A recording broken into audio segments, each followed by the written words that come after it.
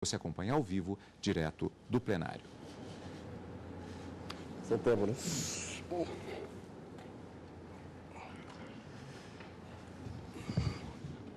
Boa tarde a todos. Declaro aberta a primeira sessão ordinária deste plenário do Supremo Tribunal Federal. Passo a palavra ao senhor secretário, Luiz Tomi Matos, para que proceda a leitura da ata da sessão anterior. A 39ª sessão extraordinária realizada em 19 de dezembro de 2013, presidência do ministro Joaquim Barbosa, ausente cadamente o senhor ministro Celso Melo, procurador-geral da República, doutor Rodrigo Janot Monteiro de Barros. Apregoados os seguintes processos: referendo em medida cautelar, omissão de descumprimento de preceito fundamental e habeas corpus. Consulto os senhores ministros se há alguma observação a ser feita sobre a ata. Não havendo, declaro-a aprovada. Ministro Dias Toffoli. Declaração, a ministra Rosa Weber está impedida. Então, poderíamos começar por ele. Não podemos. Embargo de declaração em decisão matéria constitucional. Se o colegiado entender pela possibilidade... Nós estamos com... Bom, vamos aguardar mais. Vamos aguardar mais. Fiquei vencido quando o tribunal evoluiu para cogitar do quórum de 8 integrantes apenas em se tratando de tema que dependa da declaração de inconstitucionalidade de lei. Matéria constitucional aí... O que vai se colocar se houve ou não omissão no acordo. Exatamente. É um recurso, né? No caso específico, não é matéria constitucional que se vai julgar. Mas o outro caso é início de julgamento. Bom, vamos aguardar alguns instantes. Aguardamos. Chama a julgamento da relatoria do ministro César Peluso e com vistas ao ministro Marco Aurélio, o recurso extraordinário número 551-875. Tem como partes Ministério Público Eleitoral e o recorrente e o recorrido é Luiz Inácio Lula da Silva. Presidente, é no sentido do desprovimento do recurso. Estou acompanhando Sua Excelência e vou resumir. No caso, observem a disciplina da matéria. O artigo 37 da Lei 9.504 revela conduta vedada. A sanção relativa à multa está condicionada à circunstância de o autor do ato, após notificação, deixar de restaurar o bem. Ora, uma vez verificada a eleição, perde sentido a glosa legal, porquanto retirada a propaganda irregular. Daí haver o Tribunal Superior Eleitoral assentado que, vindo a representação a ser formalizada após as eleições, a ausência do interesse em fazê-lo, acompanhando o relator no voto proferido, desproveja o recurso. Ministro Barroso. De acordo. Ministra Rosa Weber. Também acompanho, presidente. Ministro Luiz Fux. Ministra Carmen Lúcia. Eu também, presidente, acompanho. Ministro Ricardo Lewandowski. De acordo. Gilmar Mendes não está. Ministro Celso Melo também não está. Também eu acompanho a maioria e proclamo o resultado. Desprovido o recurso, decisão unânime. Passemos à ação direta de inconstitucionalidade número 3.609. Ministro Dias Toffoli é o relator. Aqui é continuidade de julgamento. Continuidade, né? Eu já proferi voto pela modulação por 12 meses a partir da publicação da ata do julgamento, quando encerrado, obviamente. Sim, me permita, ministro Dias Toffoli. É a modulação. o requerente São é o aqueles Procurador-Geral da República, interessados, Assembleia Legislativa do Estado do Acre e Estado do Acre. Temos apenas que colher 2 votos, né, da ministra Carmen Lúcia e do ministro Marco Aurélio. Não, só faltam 2 votos. Só faltam 2 votos. Já deu. Ministro Marco Aurélio. Presidente, peço vênia para, no caso, não modular. De duas, uma. Ou a nossa Constituição é um documento para valer, é um documento rígido, devendo ser respeitado, ou não é. Não posso dizer que durante mais um ano ela ficará simplesmente suspensa, prevalecendo um quadro de inconstitucionalidade chapada no que é a regimentada mão de obra sem o concurso público. Por isso, não modulo a decisão. Bem, eu também reitero o meu entendimento contrário à modulação, que eu entendo que modulação deve ser praticada em casos realmente relevantes ou relevantíssimos, jamais devemos banalizar. Pois é, do início do julgamento até hoje já se passaram alguns meses. Já se passaram alguns meses. E os fatos, né? Esse caso se refere à lei que já se encontra em vigor, ou seja, a ilegalidade que vem sendo praticada no âmbito do Estado Federado há anos. Proclamo o resultado. Após o voto do ministro Dias Toffoli, que modulava os efeitos da declaração de inconstitucionalidade para que a decisão somente tenha eficácia a partir de 12 meses contados da publicação da ata de julgamento, no que foi acompanhado pelos ministros Teori Zavascki, Rosa Weber, Luiz Fux, Ricardo Lewandowski, Gilmar Mendes, Celso de Mello, e após o voto do presidente, que não modulava os efeitos, acompanhado do voto do ministro Marco Aurélio, também do voto da ministra Carmen Lúcia, que acompanhava o relator, foi, primeiro, julgada procedente a ação direta, mas modulados os efeitos nos termos do voto do relator, vencidos ministros Marco Aurélio e presidente. Sequência. Feito com sustentação. Ministra Carmen Lúcia, pode. Presidente.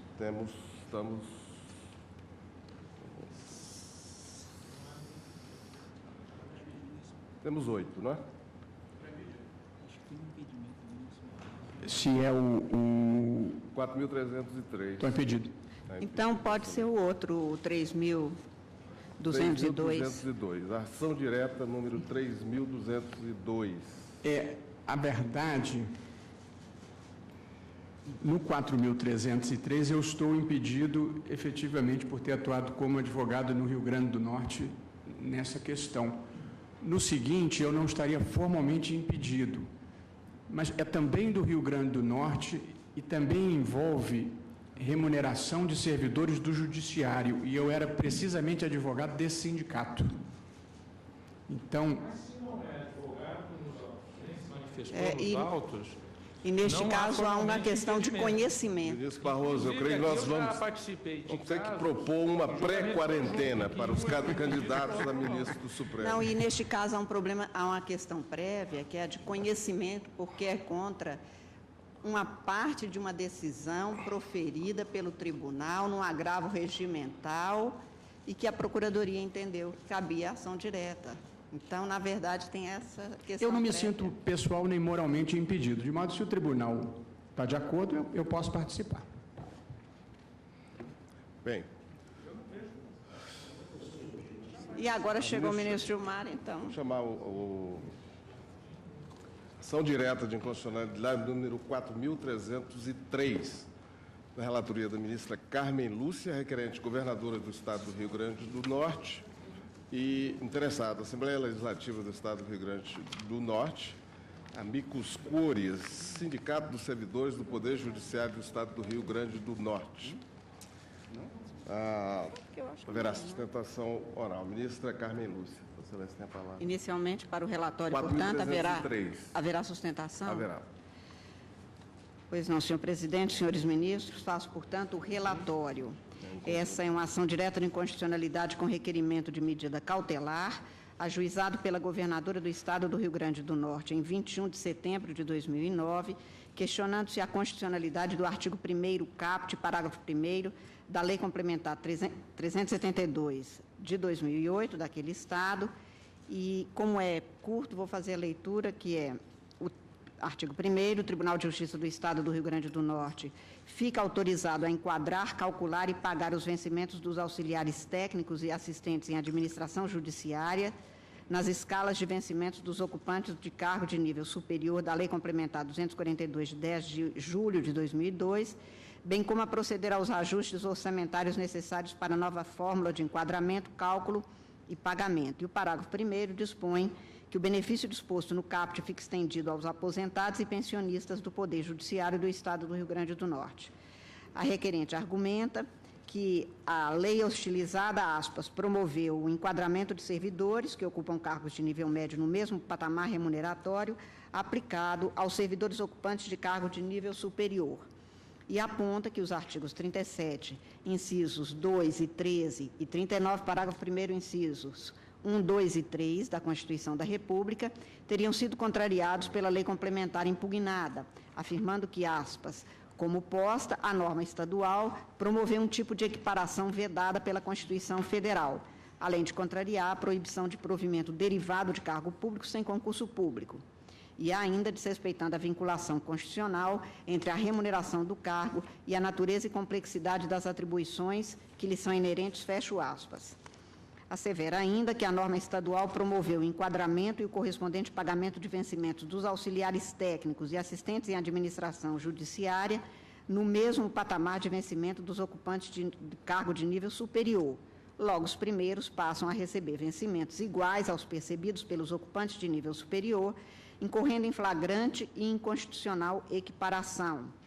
Relata, aspas, já existem centenas de ações pleiteando o pagamento da referida gratificação, todas julgadas procedentes, condenando o Estado a implantar tal gratificação nos vencimentos do servidor, fecho aspas. Requereu deferimento da liminar e a declaração da inconstitucionalidade. Eu adotei o rito do artigo 12 da Lei 98/68. A Assembleia Legislativa Potiguar informou, aspas, no que se refere ao processo legislativo propriamente dito, tem-se que o mesmo transcorreu dentro das normas regimentais, sem irregularidade formal ou vício que pudesse macular a sua origem. Quanto à constitucionalidade da proposta, não remanesce dúvida da sua compatibilidade com as determinações incertas na Carta Maior. A lei não propõe alteração de cargos e funções para os quais os auxiliares técnicos e os assistentes em administração judiciária prestaram concurso, tendo sido o projeto de lei aprovado pela unanimidade dos presentes. Fecho aspas. O advogado-geral da União manifestou-se pela procedência do pedido e o Procurador-Geral da República manifestou-se pela improcedência do pedido. Admitiu o Sindicato dos Servidores do Poder Judiciário do Rio Grande do Norte como Amicus Curiae, que argumentou em sua manifestação que, no caso dos autos, não houve extinção de cargos, modificação de funções, sequer mudança dos nomes dos cargos ocupados, mas não somente a simples modificação da exigência de escolaridade para a investidura. E este é o relatório, senhor presidente. Falará pelo requerente o doutor Marconi Medeiros Marques de Oliveira, procurador do Estado.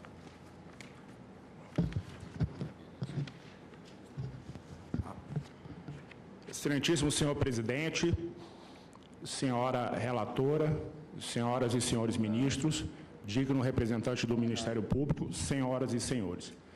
Na antiguidade, Santo Agostinho certa vez disse: onde não há justiça, não há república.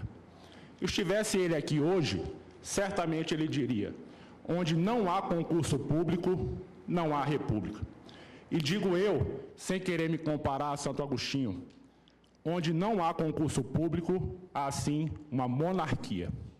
E é exatamente para defender a eficácia da nossa república no estado do Rio Grande do Norte, em solo potiguar, que a governadora do estado do Rio Grande do Norte, aqui representada pela Procuradoria-Geral do Estado, vem à presença de vossas excelências para acusar de antirrepublicano e de inconstitucional o artigo 1º da Lei Complementar Estadual número 372, de 2008, assim enunciado. Artigo 1º.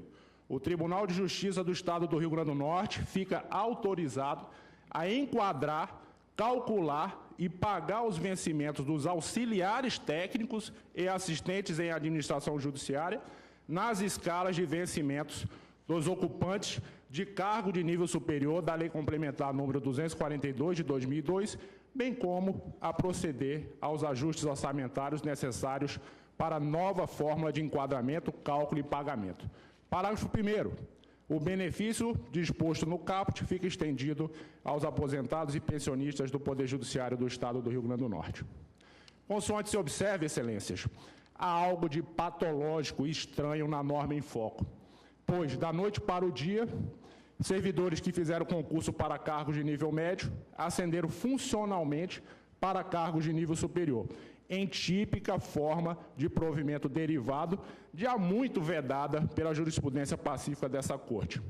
Cito, apenas para ilustrar esta sustentação oral, o precedente consubstanciado na ADI 951, da relatoria de Sua Excelência, ministro Joaquim Barbosa, onde ficou expressamente consignado na ementa: inadmissibilidade, à luz da Constituição de 1988, de formas derivadas de investidura em cargos públicos, inconstitucionalidade de normas estaduais que prevê hipóteses de progressão funcional por acesso, transposição em modalidade individual, diversa das exceções admitidas pela jurisprudência do STF, enquadramento a partir de estabilidade não decorrente de investidura por concurso público, acesso por seleção interna, transferência entre quadros, e aqui eu chamo a atenção de Vossas Excelências para a seguinte expressão: enquadramento por correção de disfunção relativamente ao nível de escolaridade do servidor. Ação julgada procedente. Outro precedente, ministra Rosa Weber, da relatoria do ministro Nery da Silveira, no qual ele expressamente consignou: ação direta de inconstitucionalidade, medida cautelar. Lei 2081 do Estado do Mato Grosso do Sul. Alegação de afronta ao disposto no artigo 37, inciso 2º da Constituição Federal, uma vez que dita lei autoriza, sem prévio concurso público, o enquadramento, essa é a hipótese da lei do Rio Grande do Norte, de servidores públicos de nível médio para exercerem cargos públicos efetivos de nível superior. Não é possível, segundo o ministro Nery da Silveira, acolher como em correspondência ao artigo 37, inciso 2º da Constituição, o pretendido enquadramento dos agentes tributários estaduais no mesmo cargo dos fiscais de renda, configurada a passagem de um cargo a outro de nível diverso, sem concurso público, o que tem a jurisprudência da Corte como inviável. E digo eu, senhoras e senhores ministros, isso faz todo sentido, porque constitui elementos de todo e qualquer cargo público as atribuições e os requisitos de investidura. E a escolaridade é um requisito de investidura que constitui elemento essencial do cargo público. Se a administração altera substancialmente um destes elementos, há a criação de novo cargo, que somente poderá ser provido por novel concurso público. Na espécie, verifica-se que a alteração do requisito de investidura de nível médio para nível superior fez surgir um novo cargo, fato este que inviabilizou e inviabiliza o aproveitamento dos antigos servidores que prestaram concurso com provas em tese mais fáceis e que, de repente, passaram a ocupar cargos de nível superior, os quais não foram oferecidos à livre e democrática concorrência dos milhões de possíveis candidatos. O que se observa, excelências, é a reserva de vagas para quem já era da casa, muitos deles com vínculos familiares com magistrados do próprio Poder Judiciário local. Em segundo lugar, o dispositivo impugnado acabou por equiparar espécies remuneratórias de cargos públicos diversos, inclusive no que concerne à natureza, ao grau de responsabilidade e de complexidade, para efeito de remuneração do pessoal do Tribunal de Justiça do Estado. O que não é de se admitir, face ao que dispõe o artigo 37, inciso 13 da Constituição Federal. Do outro lado, a lei questionada acabou também por ferir fundo disposto no artigo 39, parágrafo 1º, incisos 1º, 2º e 3º da Constituição Federal, ao não observar a regra de que os vencimentos dos servidores públicos devem ser fixados de acordo com a natureza, o grau de responsabilidade e a complexidade das atribuições dos cargos públicos. Na espécie, os ocupantes de cargo de nível médio foram alçados ao nível superior, sem que houvesse qualquer alteração de suas simples e burocráticas atribuições, o que não justifica a equiparação levada a efeito. Apenas para ilustrar, as atribuições dos cargos de auxiliar técnico e de assistente de administração judiciária eram e continuam sendo as seguintes: auxiliar técnico,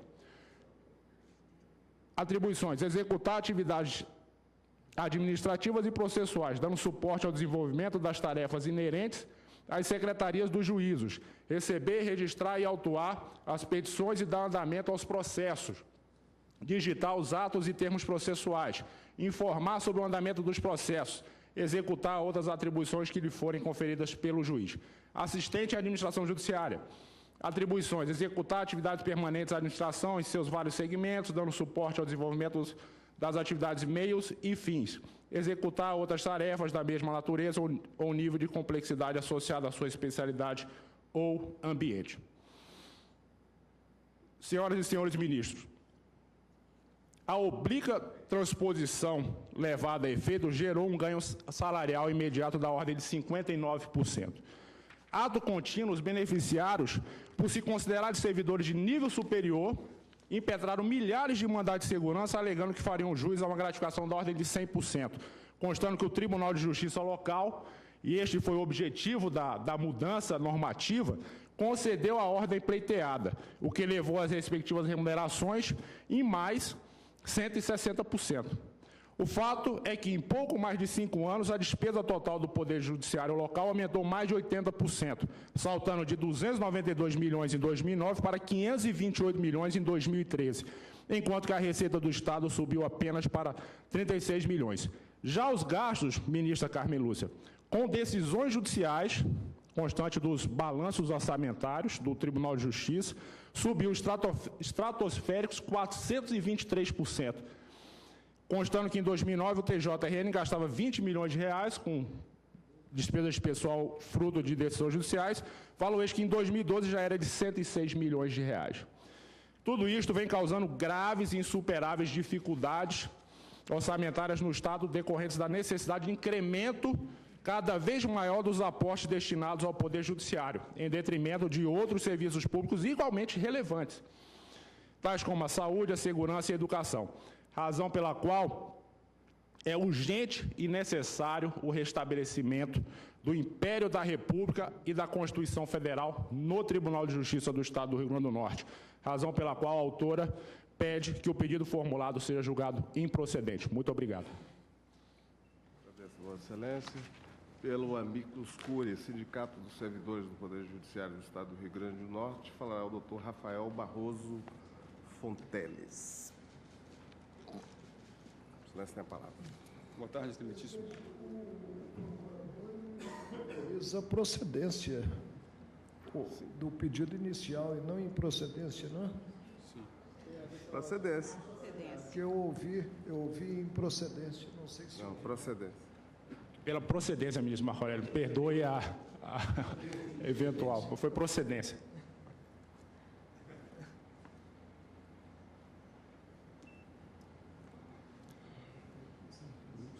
Excelência, tem a palavra. Boa tarde, excelentíssimo senhor presidente. Boa tarde, excelentíssimo ministro relator. Boa tarde, excelentíssimo ministro do Egrégio Supremo Tribunal Federal. O que foi exposto na petição inicial e daqui da tribuna parte do princípio de que há um provimento derivado e, consequentemente, uma violação ao artigo 37 da Constituição.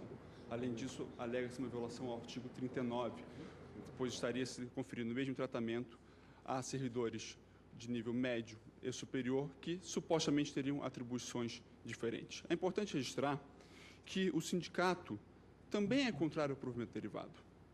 Ocorre que aqui não se trata dessa situação. O que nós temos aqui é uma lei que previu o aprimoramento do serviço público. É uma lei que mudou a forma de ingresso no serviço público. Aqui passou-se a exigir, seguindo inclusive resolução do CNJ, nível superior para os concursos.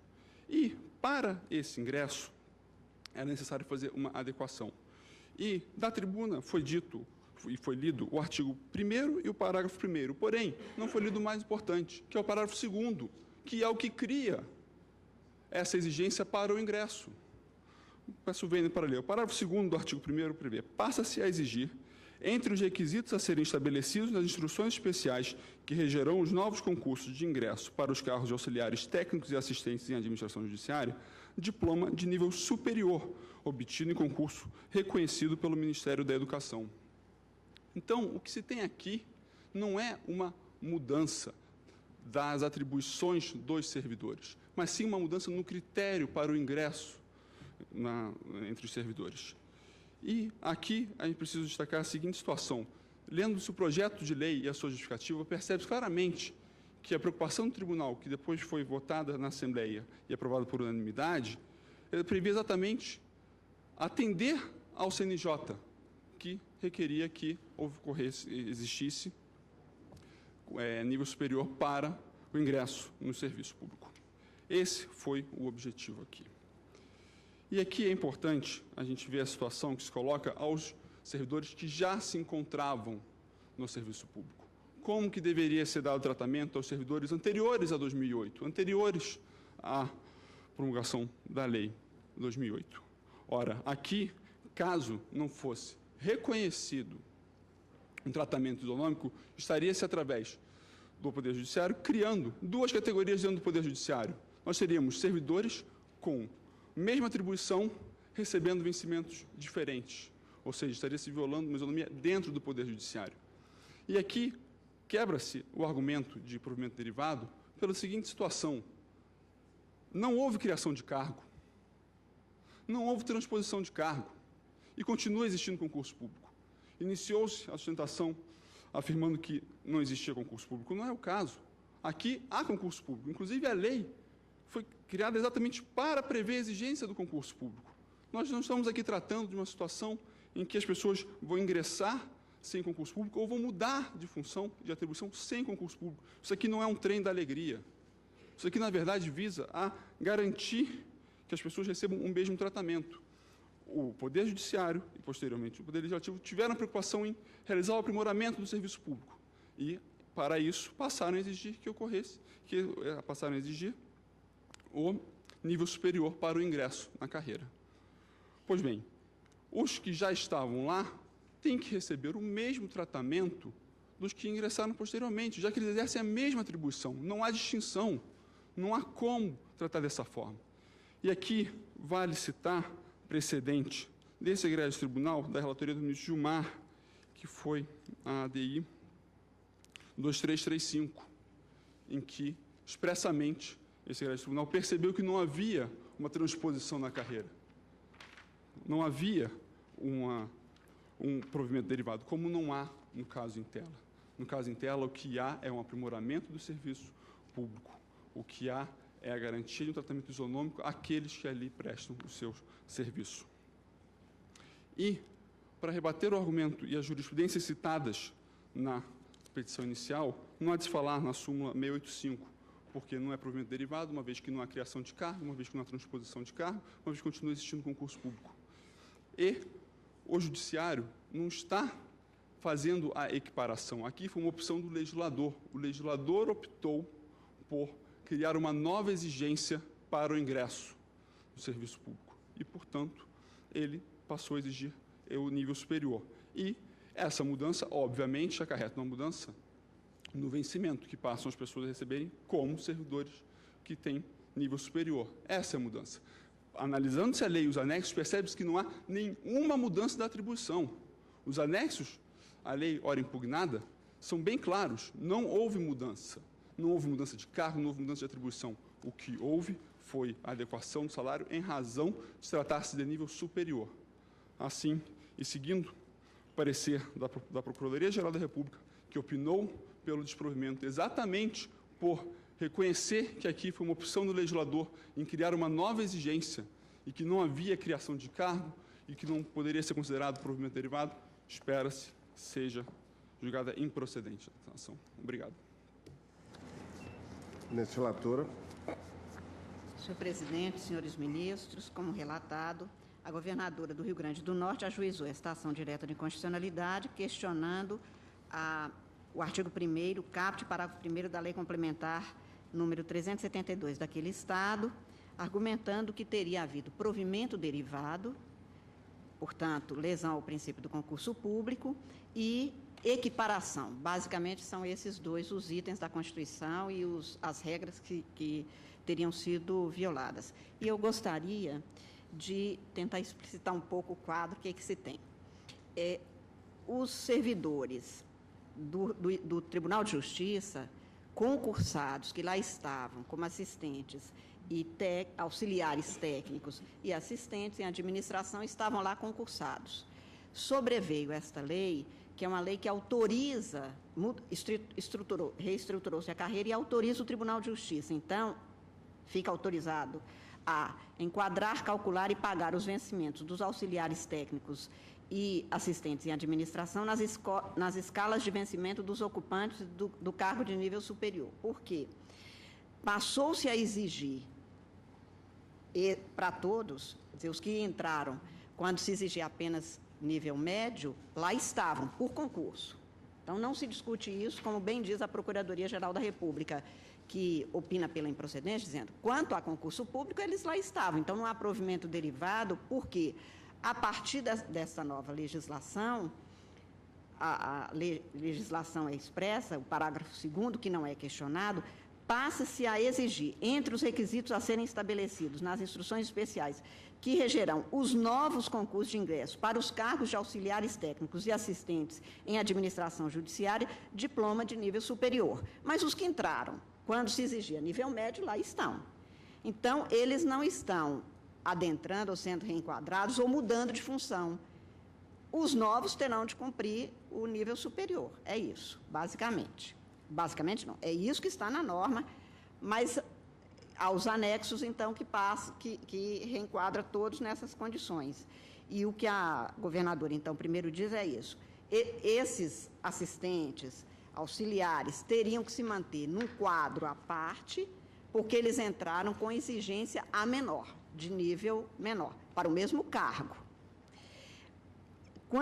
Portanto, não houve um provimento derivado, não houve ausência de concurso, porque nós não estamos cogitando aqui, ou o legislador não cogitou aqui, de entrar pessoas para os cargos sem concurso público. Não. Está cuidado, os que lá estavam, essa carreira agora vai exigir um nível superior e os novos concursos já exigirão um nível superior. Então, eu faço referência à norma, afirmo que até a edição desta lei complementar, os cargos de auxiliar técnico e de assistente tinham suas atribuições definidas no anexo 3 da Lei Complementar 242, que foi alterada por essa, e esta alteração é que passou a exigir para este mesmo cargo, com as atribuições que aí, como diz a Procuradoria, se mudou alguma, isto não é o objeto da ação direta. Passou a exigir, portanto, que nos próximos concursos se tenha exigência de nível superior. E o anexo 1 dessa lei complementar traça, então, um quadro de cargos de provimento efetivo, mantidas sem qualquer alteração as atribuições. Eu faço a referência, a Procuradoria-Geral da República, ao se manifestar sobre esse ponto, argumenta exatamente que, comparando-se as atribuições inerentes aos cargos reposicionados, verifica se não ter havido qualquer mudança em seu conteúdo, que em ambas as normas, a anterior e essa, possui a mesma descrição, tanto no caso dos auxiliares técnicos, quanto nos de assistentes em administração judiciária. Então, o que houve foi a mudança mesmo da caracterização do cargo e essas pessoas que estavam concursadas se mantêm no mesmo cargo. Por isso é que, a meu ver, não merece acolhido o argumento de ter havido provimento derivado de cargo público, porque a lei complementar, questionada, não criou cargos, nem transformou, nem deixou essas pessoas que já estavam concursadas em outro cargo, são os mesmos cargos. mantidas as atribuições e a denominação dos cargos de auxiliar técnico e assistente à administração, a lei complementar, a meu ver, não teria contrariado o artigo 37, inciso 2. Não houve reenquadramento, não houve a transformação do cargos, apenas se exigiu para os novos concursos, para estes cargos, a apresentação, o cumprimento da exigência de nível superior. A forma de provimento derivado do cargo é, obviamente, contrária à Constituição. Estou citando a jurisprudência, apenas na minha compreensão. Neste caso, eu acho que não houve essa situação. Estou citando inúmeros julgados nesse sentido. E se a reestruturação convergente de carreiras análogas não contraria o artigo 37, inciso 2, não se pode sustentar que esta lei, mantendo exatamente a mesma estrutura de cargos e atribuições, teria de ser declarada inconstitucional, porque então não teria havido o provimento derivado, que é o que é vedado pela Constituição, e a jurisprudência do Supremo não aceita. O segundo argumento que a autora alega é que a norma estadual teria promovido, aspas, o enquadramento e correspondente pagamento de vencimentos dos auxiliares técnicos e assistentes em administração judiciária no mesmo patamar dos ocupantes de cargo de nível superior, que, como eu disse, vai valer para os próximos concursados. Ao definir que o Tribunal de Justiça do Rio Grande do Norte poderia enquadrar, calcular e pagar os vencimentos dos auxiliares técnicos e assistentes nas escalas de vencimentos dos ocupantes de cargos de nível superior, que é o que todos agora terão que cumprir, o legislador potiguar tem questionado a sua conduta ao argumento de que teria havido equiparação, ou seja, esses que estavam antes, tendo no mesmo cargo de assistente ou de auxiliar técnico, passaria a receber igual ao que vai entrar agora com nível superior, e que isso seria uma equiparação, que é essa situação de que alguém se equipara a outro não tendo as mesmas condições. Eu também, neste caso, não estou acolhendo os argumentos da governadora, porque a equiparação é quando se tem dois cargos diferentes e o vencimento de um passa a ser pago por equiparação a este outro. Aqui nós mantemos os cargos de assistente e de auxiliar técnico, com nível de exigência diferenciado a partir de agora, para os novos concursos, mas é o mesmo cargo.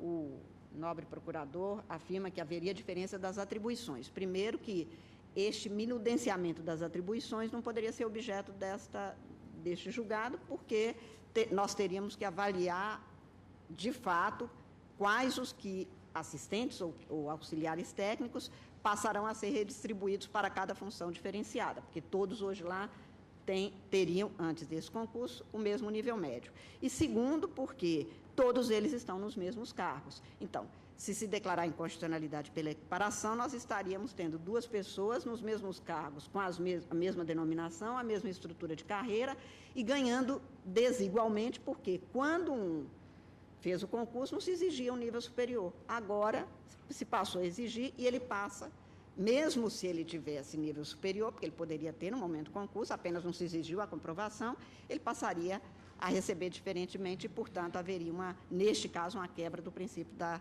isonomia.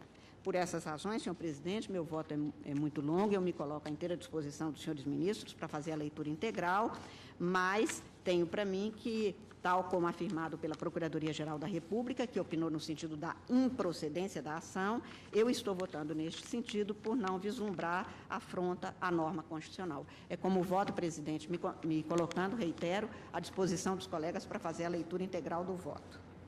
Ministra Rosa Weber. Senhor presidente, o voto da eminente relatora converge com a minha compreensão quanto ao tema. Tendo, a meu juízo, ficado bem claro que a inalterabilidade do conteúdo ocupacional dos cargos afasta a tese do provimento derivado, tese esta vedada pela Constituição e não acolhida pela jurisprudência dessa Corte. E, da mesma forma, compreendo que a equiparação pressupõe cargos distintos e, aqui no caso, não se trata de cargos distintos. São, na verdade, o mesmo cargo com o mesmo conteúdo ocupacional. Compreensão diversa levaria à quebra do princípio da isonomia, como foi muito bem ressaltado pelo eminente relator, a quem eu acompanho na íntegra. Ministro Luiz Fux. Senhor presidente, eu também trouxe aqui algumas anotações extensas, mas é suficiente o voto da eminente relatora. Foi claro, e eu realmente verifico que a lei estadual, ela, na verdade, ela não trouxe nenhuma modificação das atribuições que pudessem ensejar a categorização de um provimento derivado. E, aliás, a jurisprudência do Supremo Tribunal Federal, ela é pacífica exatamente em afirmar que, quando as atribuições coincidem, não há, na verdade, que se falar em provimento derivado. Eu trago a colação a DI 2335 de Santa Catarina, relator para o acordo do ministro Gilmar Mendes, onde se infere, a contrário senso, exatamente essa jurisprudência pacífica. Aproveitamento dos ocupantes dos cargos extintos, dos recém-criados, ausência de violação do princípio constitucional da exigência do concurso público, haja vista a similitude das atribuições desempenhadas pelos ocupantes dos cargos extintos.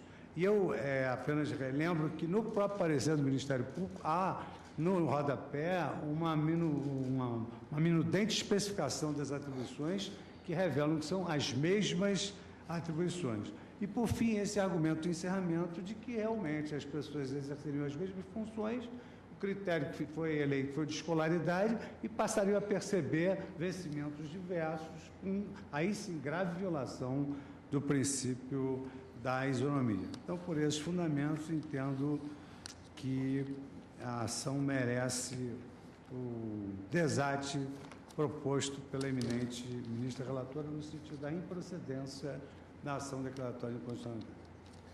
Ministro Dias Toffoli. Com a relatora. Ministro Ricardo Lewandowski. Senhor presidente, também acompanho a relatora, observando que o Ministério Público, no seu douto parecer, faz uma observação importante, que, a rigor, a ação direta de inconstitucionalidade nem seria um instrumento adequado para examinar os complexos requisitos estabelecidos para cada cargo e as respectivas funções. E, de qualquer maneira, eu entendo que o desfecho preconizado pela relatora é o adequado para o caso, acompanho-a integralmente. Ministro Gilmar Mendes. Ministro Presidente, os colegas que acompanharam a relatora sustentaram os respectivos votos, com exceção dos ministros Dias Toffoli e Gilmar Mendes. Com maior razão, devo fazê-lo, porque vou divergir de Sua Excelência. Em primeiro lugar, reitero o entendimento de que, pela Constituição Federal, a Advocacia Geral da União tem papel único em se tratando de diploma legal. E esse papel único é justamente o que justifica a intervenção do Advogado-Geral da União quando se ataca lei emanada de Estado. Ou seja, como está em bom vernáculo na Constituição, o papel, com a devida vênia do ministro Gilmar Mendes, o papel de curador da norma atacada. Presidente, não desconheço que houve uma modificação legislativa no Estado quanto ao nível exigido para ingresso ou para ocupação dos cargos de auxiliar. É sintomático, a nomenclatura aí já sinaliza muita coisa, auxiliar técnico e assistentes em administração, assistente de administração judiciária. Quando os servidores que passaram a ter direito ao enquadramento prestaram o concurso público, prestaram mediante a exigência de uma escolaridade diversa, o nível estritamente médio. Posteriormente, modificou-se essa exigência quanto à mão de obra a ser arregimentada, mão de obra a ser alcançada mediante concurso público, para exigir-se também o nível superior. Enquadrar aqueles servidores que prestaram concurso fazendo frente apenas à exigência de nível médio nas escalas próprias de vencimentos de nível superior, é, a meu ver, driblar a exigência do concurso público. É, a meu ver, burlar o concurso público. É, a meu ver, olvidar o Instituto do Quadro em Extinção dos servidores. E aí, presidente, nós temos na Constituição Federal, além da problemática alusiva ao concurso em si, nós temos preceito que versa a fixação dos padrões de vencimentos. Refiro-me ao inciso 2 do parágrafo 1º do artigo 39, a versar que a fixação dos padrões de vencimentos e dos demais componentes do sistema remuneratório observará 3. Os requisitos para a investidura. Indaga-se os requisitos impostos, quando da investidura, quando do concurso público, direcionavam ao nível superior? A resposta é desenganadamente negativa. Mas, em passe de mágica, modifica-se a exigência alusiva ao concurso quanto aos futuros servidores e se estende àqueles que prestaram concurso sem a exigibilidade do nível superior, os padrões desse mesmo nível. Aqui não cabe perquirir se houve modificação de nomenclatura quanto aos cargos, se houve modificação das atribuições. O que se percebe, perdoem-me os colegas que se convenceram do contrário, é uma burla, não só ao concurso público, como também uma transgressão à norma imperativa que obriga, inclusive, os Estados, do inciso 3 do parágrafo 1º do artigo 39. Peço vênia, presidente, para julgar procedente o pedido. E fico a imaginar uma situação concreta em que, no âmbito dos servidores do Supremo, se passe por um diploma normativo a exigir, quanto aos técnicos judiciários, o nível superior. E que, em relação aos concursados, aos ocupantes, então, dos cargos, se estenda também por lei a remuneração desse mesmo nível superior. O que é isso, presidente? Para mim é drible. É drible ao que querido pela lei das leis, que é a Constituição Federal. Peço vênia para divergir e julgar procedente o pedido formulado na inicial, presidente. E ressaltando que, mesmo que não tenha sido articulada a transgressão ao inciso 3 do parágrafo 1º do artigo 39, a causa de pedir no processo objetivo é aberta.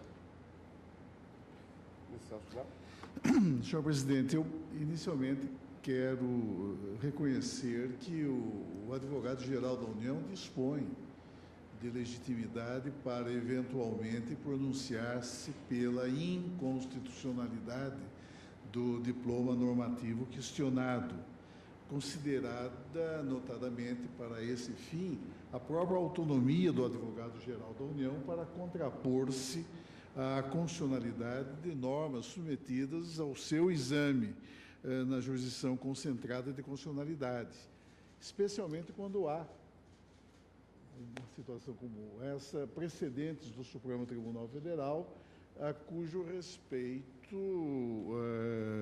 e nos quais a eminente relatora apoiou o seu voto. Portanto, não obstante a regra inscrita no artigo 103, parágrafo 3º, infine, da Constituição, tenho para mim, com toda a vênia, que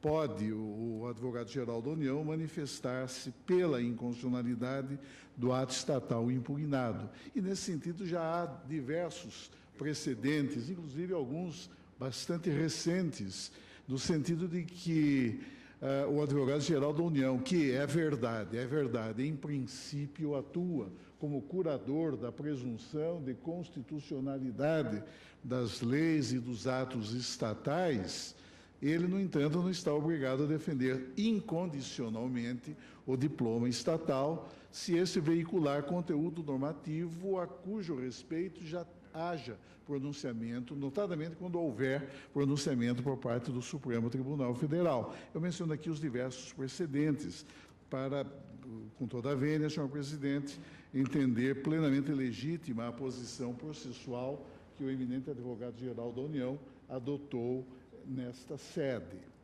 De outro lado, eu também peço vênia para acompanhar o voto da eminente ministra relatora. Os fundamentos que Sua Excelência expôs convencem-me de que, ao contrário do que deduzido pela autora desta ação direta, pela senhora governadora do Estado do Rio Grande do Norte, a hipótese dos autos, tal como salientou a douta Procuradoria-Geral da República, não caracteriza uma situação de provimento originário, ao contrário, derivado, não é? Portanto, não teria havido aqui, com a hipótese de provimento derivado, ofensa ao postulado do concurso público. De outro lado, especialmente em face da identidade do próprio conteúdo ocupacional de que se revestem esses cargos. E, de outro lado, a alegação de ofensa à cláusula vedatória da equiparação também foi bem afastada pela eminente ministra relatora, como se pode constatar do voto que proferiu. Por isso, senhor presidente, pedindo vênia, e acompanhando a eminente ministra relatora, julgo improcedente a apresentação para confirmar a validade constitucional do artigo 1º e de seu parágrafo 1º da Lei Complementar 372 de 2008 do Estado do Rio Grande do Norte. Peço a palavra para o esclarecimento de fato a respeito da colocação do ministro Marco Aurélio de que não haveria pedido de declaração de inconstitucionalidade por ofensa ao artigo 39, parágrafo 1º, inciso 2º. Peço a palavra. Já tem a palavra. Constou da inicial a folha 10, ministro Marco Aurélio, exatamente este fundamento, com os seguintes dizeres: a malsinada lei complementar estadual deixou de atender ainda ao disposto no artigo 39, parágrafo 1º, incisos 1º, 2º e 3º da Constituição Federal, que tem a seguinte redação: exatamente porque não se observou na fixação dos vencimentos os requisitos para a investidura, uns mais simples para nível médio e outros mais complexos para nível superior. Muito obrigado, presidente. Para mim, presidente, como ressaltado e conforme jurisprudência do tribunal, o silêncio possível, omissão que não houve, seria desinfluente, já que estamos vinculados ao pedido formalizado e não às causas de pedir, né? Agora, talvez não tenha percebido bem o relatório da ministra Carmen Lúcia. E já com essa oportunidade eu também peço vênia ao ministro Celso de Mello quanto ao papel da Advocacia Geral da União para persistir no meu convencimento. Bem, com base no precedente da minha relatoria, já antigo, que foi inclusive mencionado na tribuna, e nos argumentos trazidos pelo advogado-geral da União, eu peço vênia à relatora para acompanhar a divergência. e proclamo o resultado. Ação julgada improcedente, vencidos os ministros Marco Aurélio, presidente.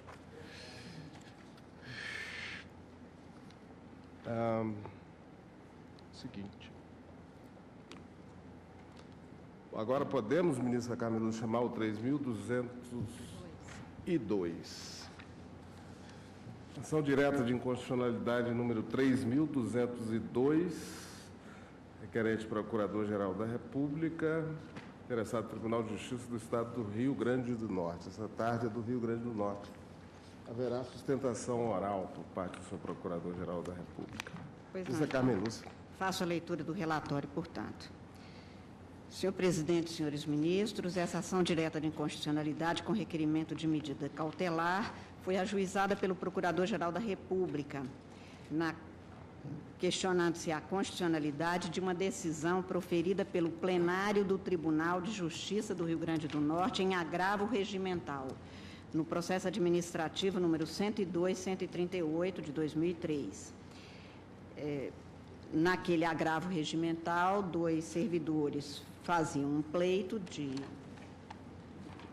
pagamento de uma gratificação e, ao final, dando provimento ao agravo, o Tribunal de Justiça do Rio Grande do Norte estendeu aos demais que estivessem nas mesmas condições o pagamento da gratificação. E é exatamente esta passagem da decisão do agravo regimental que é o objeto desta ação direta de inconstitucionalidade. O Procurador-Geral argumenta que a decisão contrariaria o disposto nos artigos 2º, 5º, inciso 2, 37 caput, inciso 10, e 96, inciso 2, a linha B da Constituição da República. Afirma ele que a decisão atacada seria, aspas, teria normatizado, em caráter geral e abstrato, a concessão de uma gratificação de 100% a todos os servidores do Tribunal de Justiça do Rio Grande do Norte que se encaixem nos paradigmas da decisão, fecho aspas, sendo por isso passível de controle abstrato de constitucionalidade neste Supremo Tribunal. O autor explica que a Lei Estadual 4683 de 77 teria instituído uma gratificação por trabalho científico, técnico ou administrativo, exigindo conhecimento especial. No entanto, a Lei Complementar 122 revogou aquela lei estadual de 77, e essa gratificação, então, teria deixado de ter base legal. A decisão teria contrariado, a decisão proferida no agravo regimental em processo administrativo, teria contrariado princípios e normas constitucionais, aspas, como da separação dos poderes, artigo 2º, da legalidade, artigo 5º, necessidade de lei formal para fixar e autorar remuneração de servidores públicos, artigo 37.10 e 96.2b, além de estar em desconformidade com a súmula 339 deste Supremo Tribunal. E requeriu, então, a suspensão da decisão do plenário do Tribunal de Justiça Potiguar no agravo regimental no processo administrativo número 102.138 e a declaração de sua inconstitucionalidade. Essa ação foi ajuizada em 2004 e a ministra Ellen Grace, então relatora, adotou o rito do artigo 12 da Lei 98/68. Em suas informações, o Tribunal de Justiça do Rio Grande do Norte sustentou a constitucionalidade da decisão que proferiu no processo administrativo, alegando que deu aquela decisão interpretando as leis estaduais 46/83 e 122 de 94, analisada a natureza técnica dos cargos e concluindo ao final que, pelo princípio constitucional da isonomia, dever-se-ia, aspas, estender o benefício aos demais servidores que estivessem na mesma circunstância funcional daqueles que conquistaram judicialmente a falada gratificação. Eu faço uma referência aqui a conquistaram judicialmente, porque o processo administrativo tinha se baseado em decisões judiciais de alguns dos servidores. O advogado-geral da União manifestou-se pela inconstitucionalidade da decisão, salientando que o provimento do Tribunal de Justiça constituiria verdadeiro ato normativo autônomo, mesmo que proferido em agravo de instrumento, e no mérito que seria inconstitucional a decisão proferida pelo Tribunal de Justiça Potiguar, porque não caberia ao Poder Judiciário estender benefícios a categorias que não tinham sido contempladas por lei, que ele teria atuado como legislador positivo. Também porque a remuneração dos servidores teriam que ser fixadas em lei e que a concessão de vantagem ou aumento de remuneração dos servidores só poderia ser realizada mediante prévia dotação orçamentária e autorização específica constante da Lei de Diretrizes Orçamentárias. O Procurador-Geral da República opinou pela procedência da ação e este é o relatório, senhor presidente. Falará em nome do Ministério Público Federal, excelentíssimo senhor Procurador-Geral da República, Rodrigo Janot. Excelentíssimo senhor presidente, excelentíssima ministra relatora, eminentes ministros, o que eu gostaria de pontuar rapidamente é que, na verdade, a decisão proferida no agravo regimental traveste-se de decisão administrativa de caráter abstrata e geral e viola o princípio da separação dos poderes, viola o princípio da necessidade de lei formal para a instituição de benefícios pecuniários a servidores e viola também a súmula 339 desse pretório, em que não há, sob a alegação de isonomia, não há como o Poder Judiciário atuar como legislador positivo. E são circunstâncias próprias do caso que levam à afirmação de se tratar de uma decisão judicial travestida, na verdade, de ato administrativo. As circunstâncias do caso revelam o seguinte: o Estatuto dos Servidores Públicos do Estado do Rio Grande do Norte, o então Estatuto, a Lei Estadual 920, de 24 de novembro de 1953, previa essa gratificação ou uma gratificação do gênero. Lei posterior, que é a Lei 4683, de 8 de novembro de 1977, veio a regulamentar este artigo do Estatuto dos Servidores Civis Públicos do Estado do Rio Grande do Norte, estatuindo essa gratificação de 100% por trabalho científico, técnico ou administrativo que exija conhecimento especial, e este é o pressuposto da concessão da verba. Com base na Lei 4683 de 77, que regulamentou o artigo 120, me parece, do Estatuto, do antigo Estatuto dos Servidores do Estado Civis do Rio Grande do Sul, que é a lei de 1953, o Tribunal de Justiça, ele edita duas resoluções. Resolução número 2 e a resolução número 3 e 1, estendendo esta gratificação aos servidores do Judiciário. No âmbito do Tribunal de Justiça foi constituída uma comissão de desembargadores que, ao constatar a revogação do antigo Estatuto dos Servidores Públicos Civis, que instituir a gratificação regulamentada pela Lei 4683 de 77, revogam ambas as resoluções, entendendo que a Lei Complementar Estadual número 122 de 1994 revogara o Estatuto dos Servidores Civis do Estado do Rio Grande do Norte, instituindo novo estatuto daquela categoria funcional.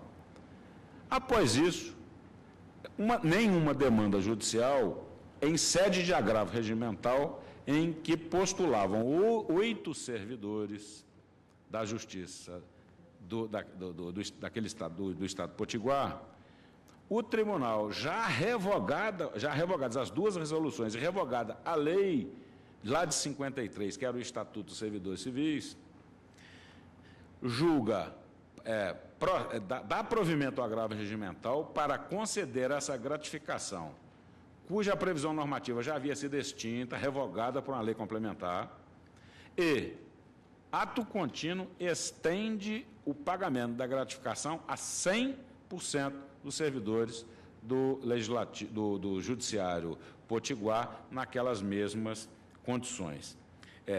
Inexiste base legal por força de revogação, de abrogação do então Estatuto dos Servidores Civis do Estado do Rio Grande do Norte para a concessão da gratificação. Mesmo assim, e inexiste também a base legal do ato administrativo revogada pelo próprio tribunal.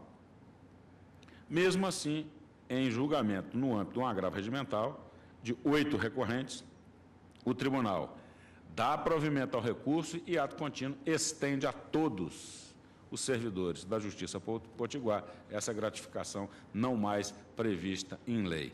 Essas as circunstâncias que levam a demonstrar que tratar-se não uma decisão judicial proferida em uma demanda individual plurima, mas, na verdade, uma decisão judicial travestida de ato administrativo que carece de autorização legal para a constituição do benefício e viola a súmula 339, que desse excesso pretório, que diz que não cabe ao judiciário a escopo de aplicação do princípio da isonomia, e este foi o fundamento do acórdão no julgamento do agravo regimental, atuar como legislador positivo para conceder benefícios a quem quer que seja, ainda mais, e também a servidores públicos. Por essas razões, reiterando as manifestações escritas, confia ao Ministério Público Federal na procedência do pedido.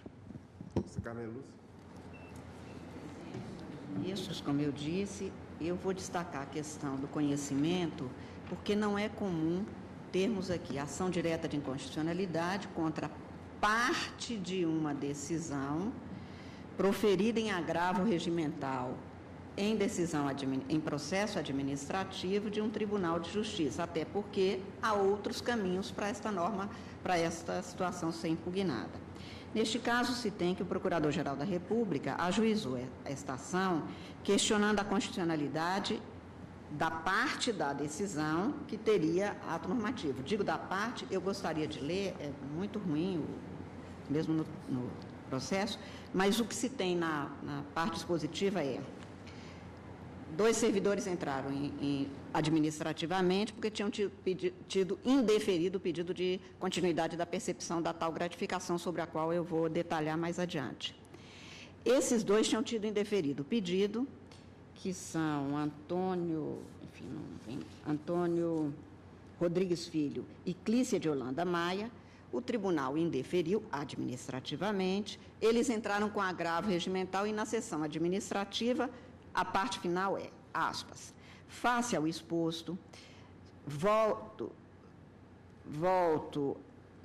no sentido de modificar a decisão agravada para, em consequência, conferir aos servidores a gratificação pleiteada e ainda, fundamentada em citados princípios, basicamente o da igualdade, aspas, determinar a extensão desta gratificação aos servidores que se encontrem em níveis correspondentes àqueles que obtiveram a alegada vantagem através de decisão judicial. Então, não foi ao universo de servidores, vários servidores já tinham entrado em juízo e ganho, e o tribunal insistia em não pagar.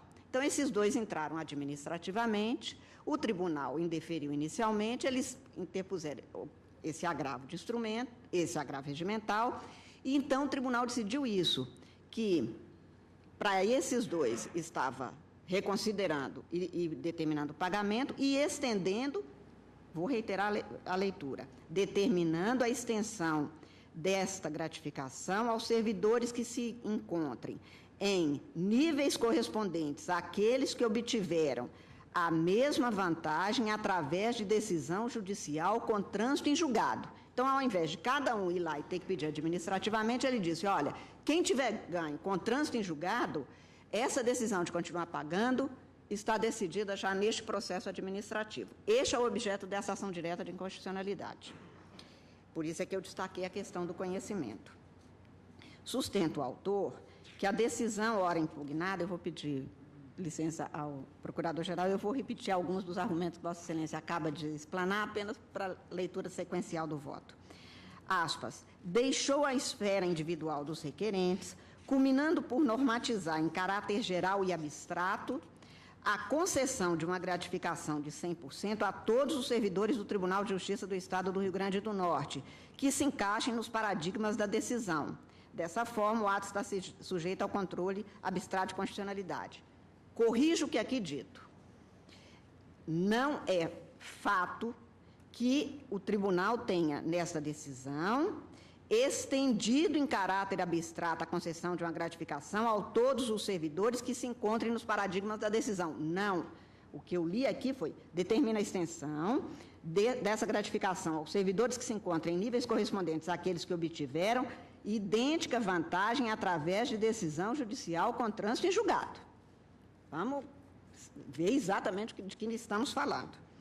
Afirma que a decisão atacada teria contrariado os artigos 2º, 5º, 37, inciso 10 e 96, inciso 2b da Constituição, e que os servidores alcançados, aspas, pela decisão ora atacada foram empossados após a revogação da lei, que instituiu uma gratificação destinada a remunerar encargo especial executado pelo servidor em área científica, técnica ou administrativa, mediante o atendimento de uma série de requisitos.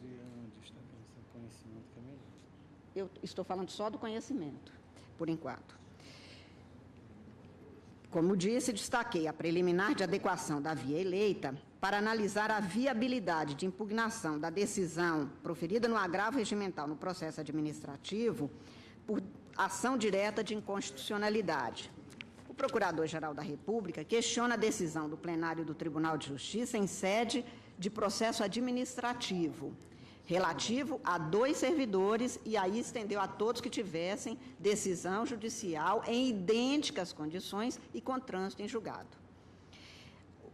Para exata compreensão da situação jurídica sob análise, faça necessário o exame da legislação, eu não vou detalhar, mas havia uma lei editada em 1953, que dispunha sobre o Estatuto, o doutor Rodrigo Janot acaba de fazer referência, e que concedia essa gratificação.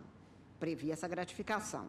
Sobreveio a Lei 4863, de 77, que alterou aquele dispositivo. Foi editada uma outra lei em 94, Lei Complementar número 122, na qual foi revogada aquela lei anterior. O Procurador-Geral, então, afirma que, a partir da revogação da Lei de 53 e da legislação correlata, não haveria base para pagamento dessa gratificação. E é isso que é questionado aqui nessa ação direta. A ausência de base, por isso, a referência à nossa súmula. Tem se demonstrado nos apensos 1 e 5 da presente ação que foram ajuizadas várias ações nas justiças comum e trabalhista para que se garantisse a continuidade de percepção da gratificação por servidores daquele Tribunal de Justiça, aos quais a gratificação foi concedida. Daí porque, neste agravo, a referência é estendida àqueles que já tivessem idêntica condição, com decisão judicial favorável e com trânsito em julgado, e só a esses. Com as decisões judiciais favoráveis, em 2003, os servidores Antônio Rodrigues Calil e Clícia de Holanda Maia formularam um pedido administrativo no Tribunal de Justiça Potiguar, para que fosse, aspas, determinado ao Departamento de Recursos Humanos da Secretaria daquele tribunal a implantação em folha de pagamento dos dois da gratificação instituída pela Lei 4863 no percentual de 100% de suas respectivas remunerações. Argumentaram que seu direito à percepção tinha como fundamento o princípio da igualdade, porque alguns já tinham ganho em juízo, e foi inicialmente indeferido, como eu disse, mas na sessão administrativa de 18 de novembro de 2003, aquele plenário proveu o recurso nos termos que eu li e reli aqui. Contra este ato, o Procurador-Geral ajuiza a presente ação com este argumento de que, na verdade, todo ato normativo autônomo, geral e abstrato pode ser submetido à fiscalização abstrata de sua constitucionalidade, conforme a consolidada jurisprudência deste tribunal, e que, portanto, esta parte da decisão que estendeu também seria sujeita a este controle pela via da ação direta. Eu destaquei este conhecimento, senhor presidente, por 2 motivos. Em primeiro lugar, eu não vi aqui a generalidade suficiente para se dizer que houve inovação da ordem jurídica. Pareceu-me que o que, em sede administrativa, o Tribunal de Justiça Potiguar decidiu foi que, ao invés de cada um dos servidores que já tinham ganho de causa decisão judicial com trânsito em julgado, que estivesse nesta condição, passaria a receber sem ter que entrar cada um com processo administrativo. E, portanto, não se teria aqui este ato autônomo, suficiente, genérico, abstrato e obrigatório de cumprimento para todos, que se enquadrasse no artigo 103, inciso 1, a linha A da Constituição. Por isso, eu destaco para fins de conhecimento da ação, porque eu voto quanto a este item no sentido de não conhecer da ação direta por inadequação da via eleita. Vencida nesta parte, eu então prossigo no voto quanto aos fundamentos apresentados referentes à matéria. Considerando que eu não quero com isso dizer que não possa ter atos normativos, mesmo do Poder Judiciário, que não possam ser objeto da ação direta. O que eu digo é que, neste caso, como eu li, o que o tribunal fez foi, estendendo aos servidores a gratificação pleiteada, determinando a expedição aos servidores que se encontrem em níveis correspondentes àqueles que obtiveram esta vantagem em decisão judicial com trânsito em julgado, é que eu não vejo a generalidade, a suficiência para esse. Mas A mim me parece que há, sim, generalidade e abstração, e nós temos precedentes. Falar a DIN X, a DIN Y, do caso do TRT de Campinas, por exemplo, em que o tribunal, exatamente em casos desse tipo, entendeu que estávamos a falar de ato normativo típico passível de ação. Até porque seria extremamente difícil achar um outro remédio efetivo em casos que tais. A rigor, é uma regulamentação autônoma que se faz, ainda que sem o carimbo de portaria ou resolução, de modo que eu, pedindo todas as vênias, eu já gostaria de antecipar no sentido... Se pode ser administrativo, eu chamei a atenção. Nenhuma dúvida que eu aceito. Agora, neste caso, não aceito, porque eu acho que não há esta característica. O que me impressiona, se Vossa Excelência me permite, na argumentação de Vossa Excelência, é justamente o fato de que não se trata de um ato autônomo, abstrato, natureza genérica, que atinge indistintamente um número indeterminado de servidores, mas sim apenas um número específico determinado de servidores, cuja situação já foi definida por um trânsito, uma decisão judicial com trânsito julgado. A decisão judicial em relação àqueles servidores. Os demais, para os demais, há extensão. Os outros servidores constituem o paradigma. O paradigma. Quer dizer, na verdade, teria havido uma extensão normativa, inclusive de modo autônomo, sem suporte em prévia regra legal, e mais, com indeterminação subjetiva. Nós já discutimos essa questão há alguns anos atrás, quando se suscitou uma preliminar de não conhecimento de ação direta em relação à medida provisória da Presidência da República que elevava o salário mínimo.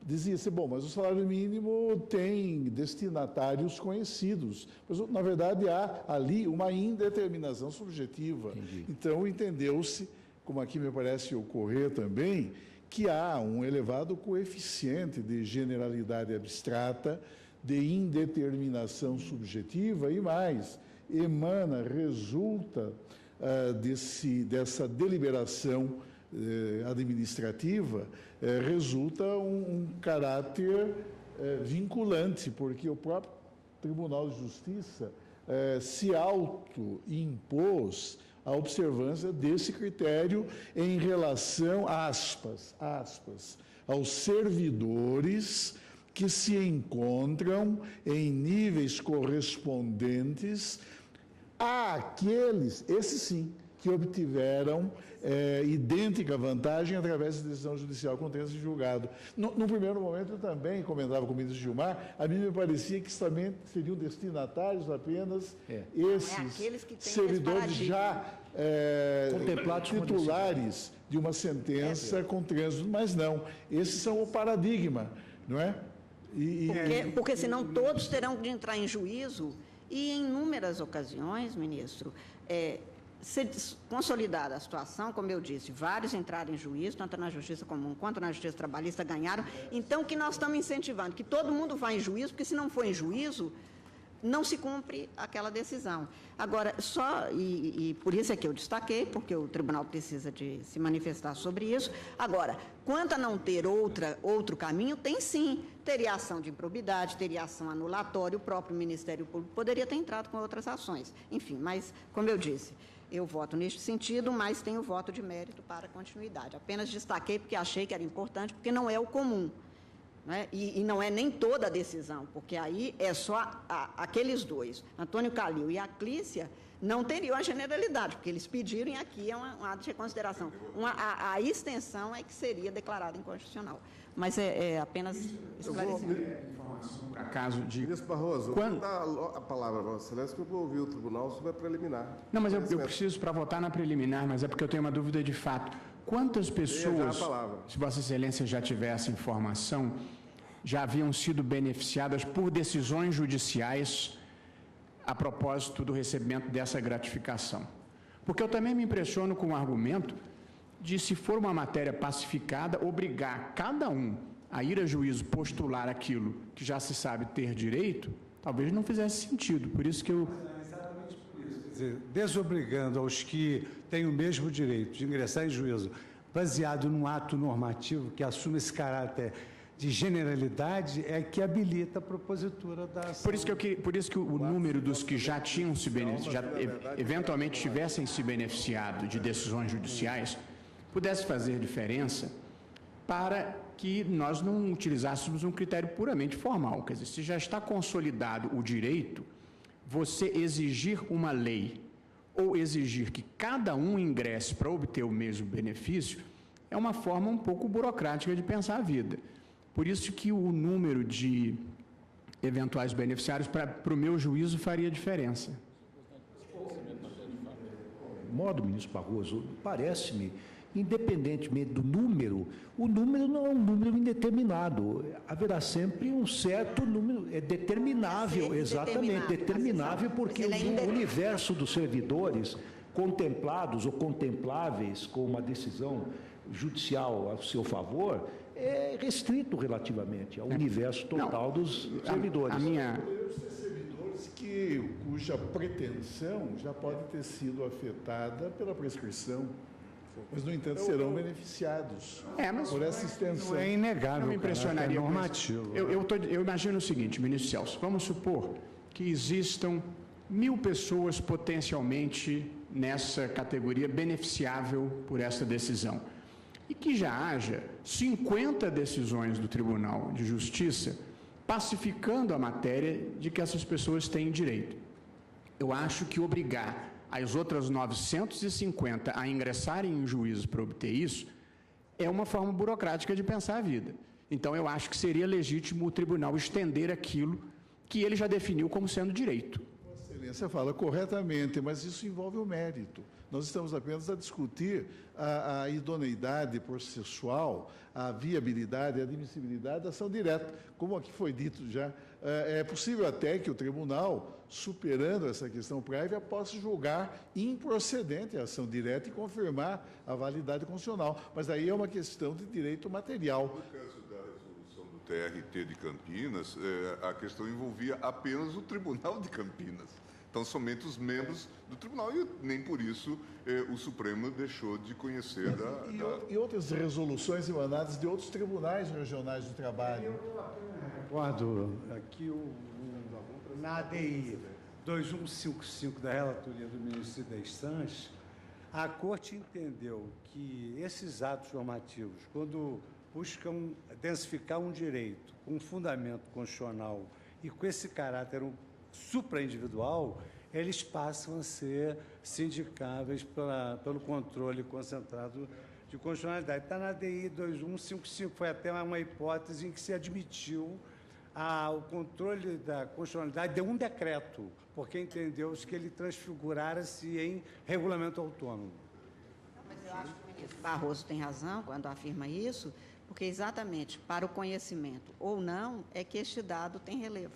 Eu acho, porque se nós entendermos que tem caráter normativo, aí o problema da legalidade formal se torna mais grave, evidentemente.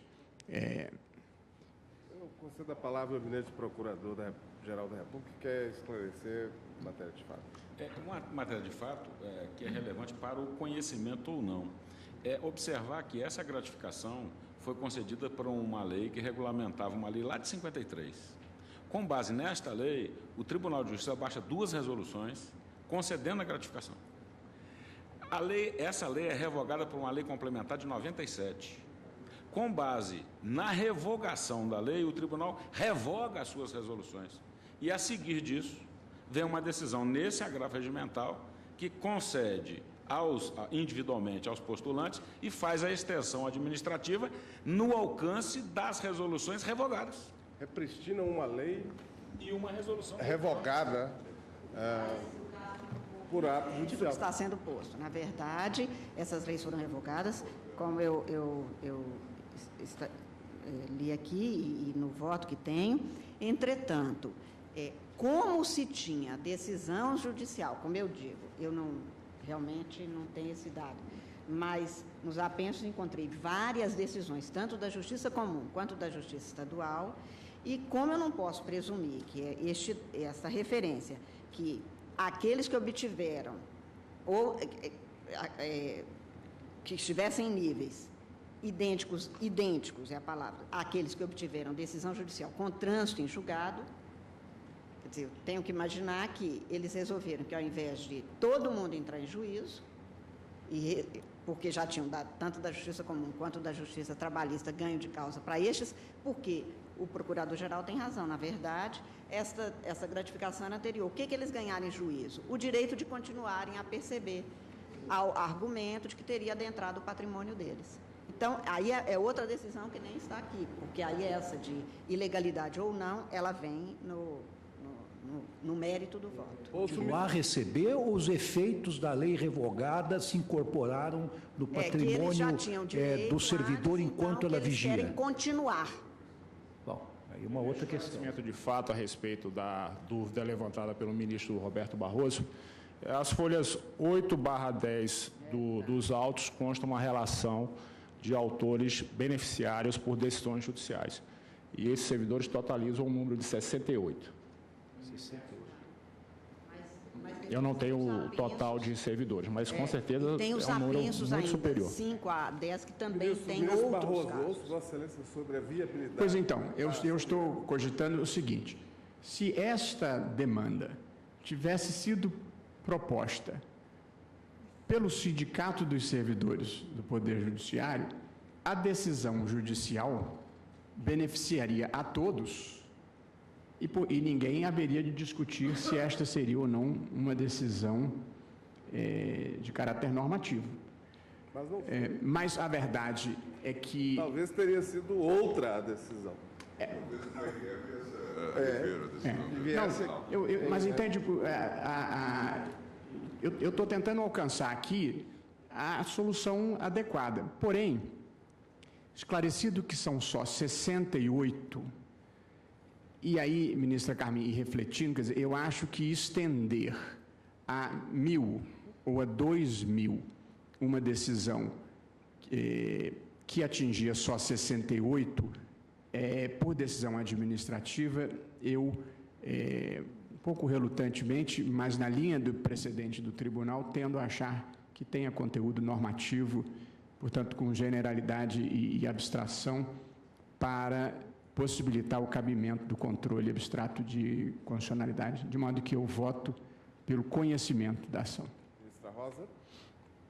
Senhor presidente, eu voto pelo conhecimento da ação, porque entendo que não há, com todo o respeito à eminente relatora, inadequação da via eleita em função do caráter de generalidade que eu afiro a partir da indeterminação subjetiva.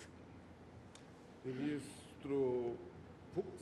Senhor presidente, eu também entendo que a partir do momento em que essa resolução estribou-se no texto constitucional e adquiriu um caráter autônomo e acabou sendo aplicado de forma genérica, conforme consta do teor que foi aqui lido pela relatora, determinar a extensão desse benefício aos servidores que se encontram em níveis correspondentes àqueles que obtiveram decisão judicial, esse caráter genérico confere ao ato esse o perfil normativo, tornando objeto do controle concentrado de constitucionalidade, aliás, como já se assentou aqui na Corte, na DI 2155 da relatoria do ministro Sidney Chances. Então, pedindo vênia à eminente relatora eu voto pela admissibilidade da ação.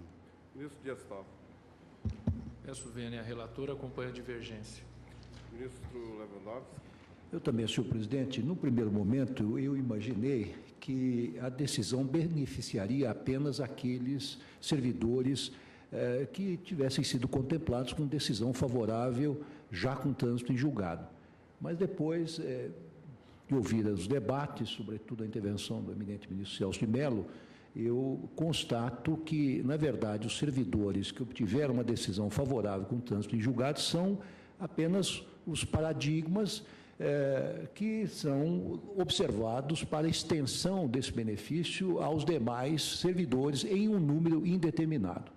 E a mais, consta do parecer do Ministério Público, um dado que me parece relevante, essa decisão funda-se diretamente na Constituição ao invocar o princípio da isonomia. Portanto, me parece que é uma decisão de natureza geral e abstrata que pode ser controlada por meio de um processo de natureza objetiva, como é o presente. Conheço, portanto, da ação. Ministro Gilmar Jardim. Ministro Marco Aurélio. Presidente, não sabemos nem da harmonia ou não da lei que reconheceu o direito a certos servidores da decisão em si, harmonia com a ordem jurídica. E o mais interessante não é isso. O mesmo tribunal foi o tribunal que julgou os conflitos de interesse sob o ângulo jurisdicional, para posteriormente estender as balizas subjetivas da decisão proferida aos demais servidores. Para mim, o ato desafia o controle concentrado de constitucionalidade. Ministro Celso de Mello. Também, senhor presidente, como já salientei, entendo que o objeto de impugnação nesta sede de controle abstrato reveste-se de idoneidade para tanto. Portanto, pedindo vênia à eminente ministra relatora, também conheço da apresentação direta. Também eu conheço da ação direta, pedindo vênia à eminente relatora. Aqui eu passo a palavra para o MEC.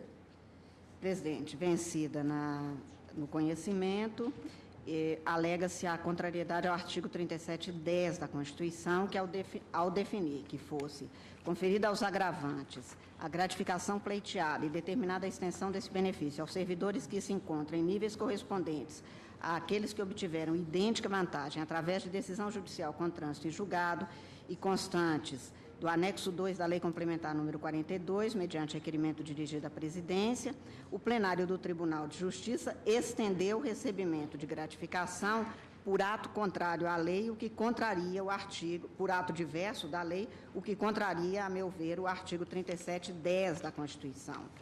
Isto porque o artigo 3710 determina que, aspas, remuneração de servidores públicos e o subsídio de que trata o parágrafo 4º do artigo 39 somente poderão ser fixados ou alterados por lei específica, observada a iniciativa privativa em cada caso, assegurada a revisão geral anual sempre na mesma data, sem distinção de índices. Eu, neste caso, tratando especificamente da lei, entendo que haveria de ser lei formal, ressalvado o caso, como eu disse, que me levou ao não conhecimento, que era, tendo decisão sobre esta matéria, ver uma situação de isonomia, mas sobre o artigo 10 da Constituição, 10 do artigo 37, não tenho dúvida que, neste caso, claro, não é lei formal. Na espécie, a extensão da gratificação contraria o artigo 37, inciso 10, porque não foi observada a exigência de lei formal e também porque, neste caso, teria-se equiparação remuneratória entre servidores, porque a gratificação antes era devida pela lei de 94 a servidores em categorias distintas. Ademais, houve, a meu ver, desobediência ao inciso 13 do artigo 37 da Constituição, que é taxativo ao vedar a vinculação ou equiparação de quaisquer espécies remuneratórias, e as espécies aqui tem entre elas a gratificação, para efeito de remuneração de pessoal. A jurisprudência deste Supremo é exatamente nesse sentido. Estou transcrevendo, por exemplo, a ação direta de constitucionalidade 4009, relatado pelo ministro Eros Grau, a ação direta de inconstitucionalidade 2895, relatada pelo ministro Carlos Veloso, e ainda do ministro Sepúlveda pertence à DIN 955, e do ministro Sidney Sanches, como relator, à DIN 1977, todas no sentido rigorosamente da impossibilidade de se ter uma gratificação que não tenha sido criada, uma espécie remuneratória que não tenha sido criada por lei formal e ainda descumprindo-se, portanto, a exigência de não se ter a equiparação. Neste caso, eu acolho o argumento do Procurador-Geral da República, no sentido de que teria havido contrariedade na decisão do Tribunal de Justiça do Rio Grande do Norte, no agravo regimental, ao artigo 37, incisos 10 e 13, e ainda, como dito, houve inobservância da súmula 339 do Supremo Tribunal, apenas à guisa de acréscimo, uma vez que a decisão do Tribunal de Justiça Potiguar fundamentou-se no princípio da isonomia, mas a jurisprudência deste Supremo é no sentido de que o princípio da isonomia não poderia ter sido invocado em juízo para se obter um ganho remuneratório por extensão e sem um respaldo legal específico. A nossa súmula, no sentido de que não cabe ao Poder Judiciário, que não tem função legislativa, aumentar vencimentos de servidores sob fundamento de isonomia. Se é vedado aumentar os vencimentos dos servidores, sob fundamento da isonomia, no exercício de sua função jurisdicional, menos ainda seria de se cogitar em sede de função administrativa, como é a decisão questionada. Pelo que, senhor presidente, no mérito, eu voto no sentido de julgar procedente a presente ação e declarar inconstitucional a parte final do agravo regimental no processo administrativo 102.138 de 2003, como pleiteado pelo Procurador-Geral.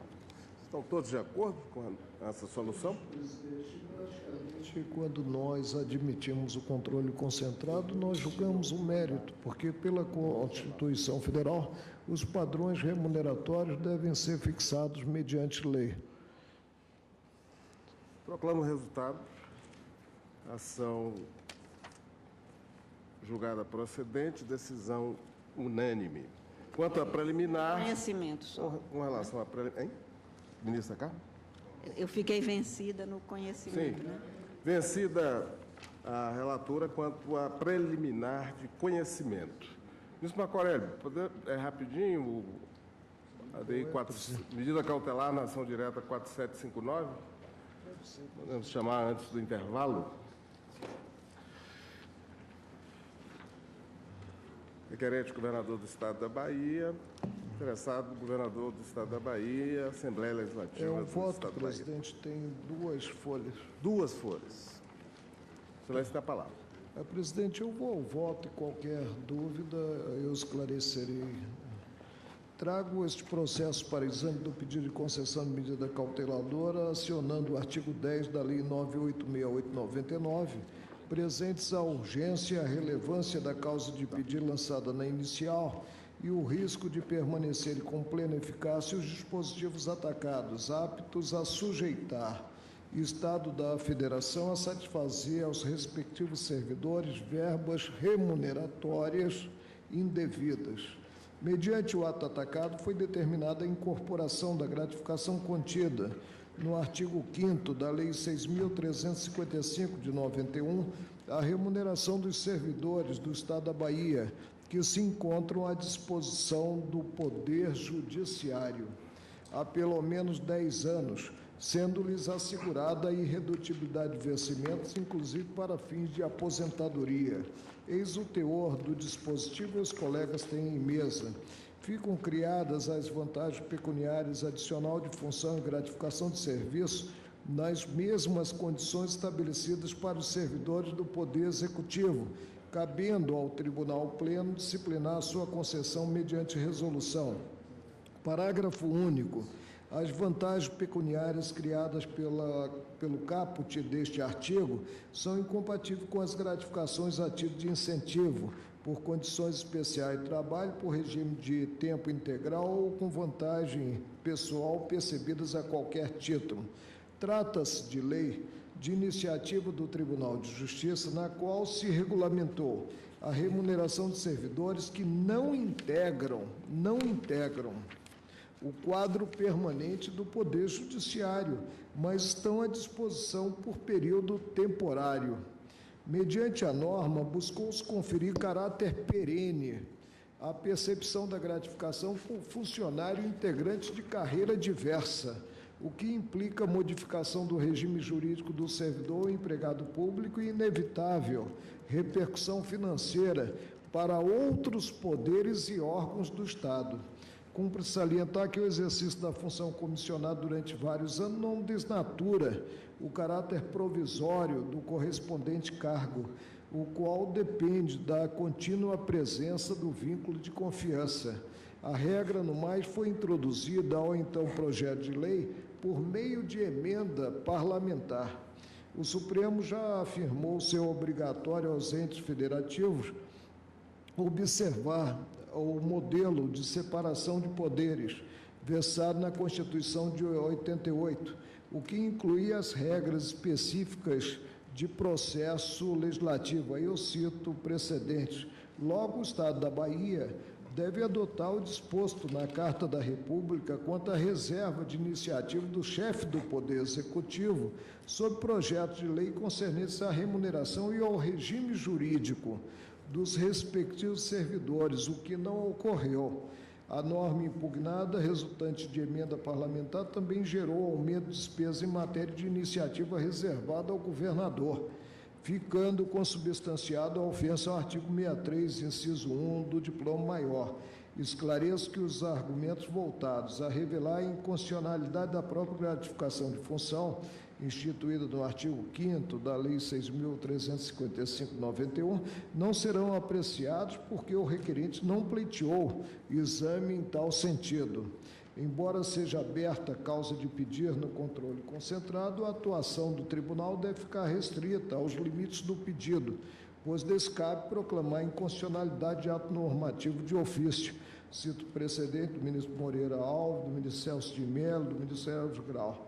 Não se pode, na espécie, cogitar de inconstitucionalidade por arrastamento, porquanto da invalidade de incorporação da gratificação para servidores de carreira distinta não decorre necessariamente a própria insubsistência da verba remuneratória. Ante o quadro, defiro o pedido liminar para suspender a vigência do artigo 5º da Lei 11.364/2010 do Estado da Bahia. Como voto? Ministro Roberto Barroso. Eu acompanho o eminente relator, especialmente pelo argumento da violação da iniciativa privativa dos outros poderes, de modo que estou de acordo. Ministra Rosa. Com o relator, presidente. Ministro Fux. Ministro Dias Toffoli. De acordo. Ministra Carmen. Com o relator, presidente. Ministro Lewandowski. De acordo. Ministro Gilmar Mendes. Também, presidente, com o relator. Ministro Celso de Mello. Também, senhor presidente, eu deixarei consignadas em meu voto algumas observações a respeito da possibilidade de o parlamentar exercer o poder de emenda que traduz um incidente do processo legislativo, mesmo tratando-se de proposições de iniciativa reservada a outras autoridades ou órgãos, desde que daquela emenda não resulte, como no caso resultou, aumento da despesa prevista.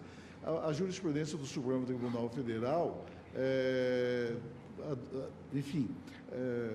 assumiu em 3 momentos posições distintas a respeito da emendabilidade ou não dos projetos de lei de iniciativa reservada, quer ao chefe do Executivo, quer ao Poder Judiciário.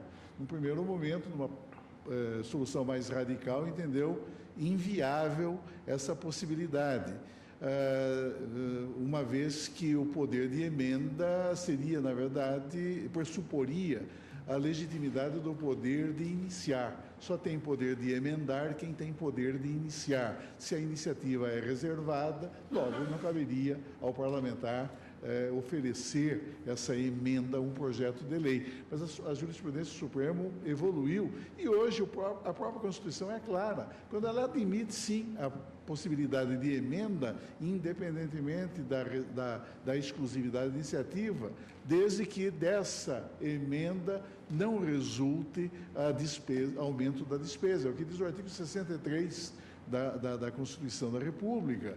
E em relação a projetos de iniciativa reservada ao Judiciário, tem-se entendido que há que haver uma relação de pertinência, porque houve uma série de abusos no exercício do poder de emendar por parte de assembleias legislativas, naqueles casos em que o Tribunal de Justiça, que dispõe de privatividade para apresentar ao Legislativo local o projeto de lei sobre organização judiciária, é o que diz a Constituição, parlamentares, deputados estaduais ofereciam emendas que não guardavam qualquer vínculo de pertinência com o conteúdo material daquela proposição legislativa. E o Supremo Tribunal Federal entendeu também que aí seria inviável o exercício legítimo desse poder de emendar. Mas, tratando-se de uma situação como esta, como aquela fundada, que resulta do artigo 5º desse diploma legislativo do Estado da Bahia, e tal como salientado pelo eminente ministro relator, dessa emenda parlamentar claramente resulta aumento da despesa global, quer dizer, aí, na verdade, há uma restrição constitucional ao exercício legítimo do poder de emenda. Eu também acompanho a Sua Excelência, senhor presidente, mas eu farei consignar esses precedentes todos no meu voto. Também eu acompanho o relator, proclamo o resultado. Julgada procedente a medida cautelar e na ação direta. Decisão unânime. Suspensa a sessão por 30 minutos.